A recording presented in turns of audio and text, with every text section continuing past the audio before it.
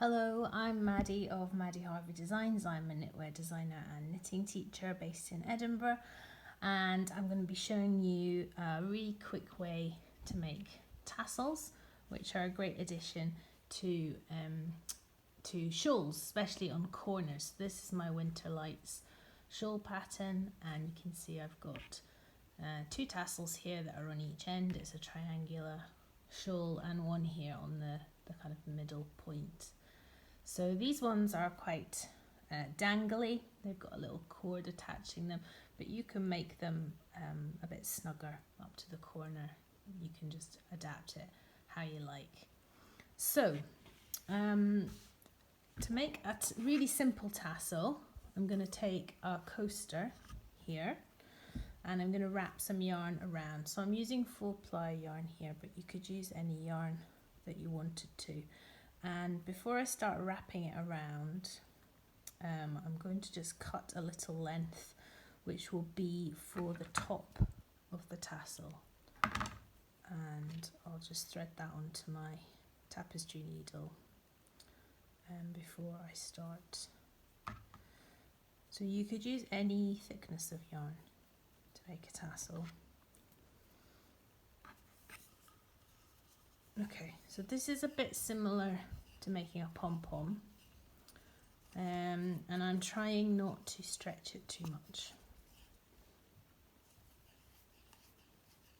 So you need to wrap it round. I'll just bring this tassel in so that we can see how much yarn you might need.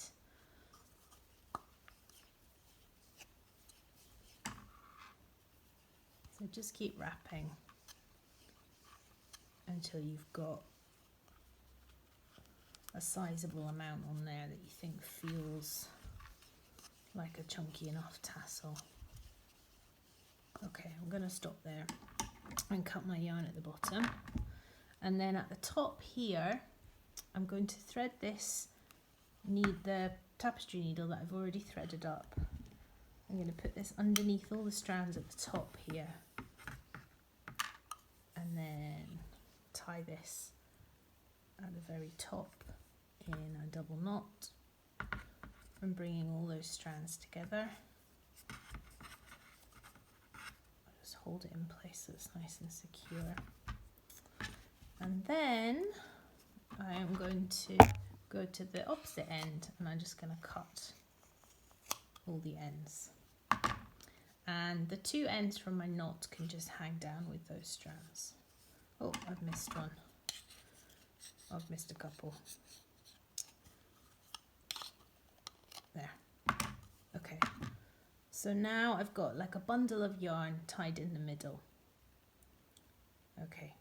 So you can see already this is the tassel forming here like this.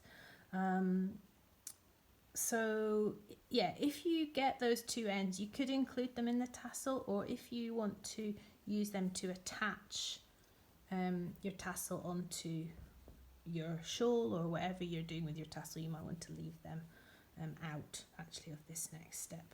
So I'm going to cut another length, or actually maybe I'll just keep it attached to the ball, and then I can just use as much as I think. So I'm coming down maybe about 2.5 centimeters, an inch from the top, and I'm going to lay the end there kind of together with these ends so that it just blends in, and I will put my thumb down over the top just to hold it down, and I'm just going to start winding around and pulling quite tightly to make the kind of head of the tassel.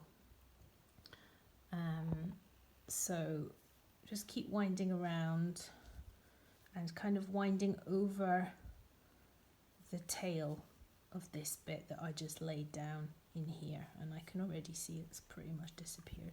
So just wind this around to make a neck, and then when I cut this, I'm going to thread that on to my tapestry needle again, and then I can put that, stick the tapestry needle down the middle of the tassel just to hide the end. There. And it's nearly finished. I just could do with trimming the ends here. So I'm going to do that thing, you know, that hairdressers do, where they run their fingers and then trim. I'm going to cut along the bottom of my fingers and just trim the ends of the tassel to make it nice and even. And there we go. There is a really simple way of making a tassel. I can use these ends to attach it, or you could include those ends into the actual body of the tassel, and then you could make something like a twisted cord to attach it.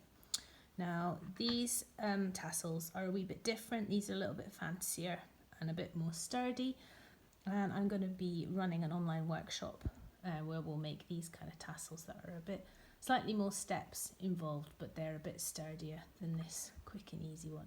So if you're interested in finding out more about tassels, the best way to know when that's going to happen is to sign up to my mailing list, which you can do at maddieharveydesigns.com. Okay, thanks for watching, and I'll see you next Thursday with another tutorial. Bye.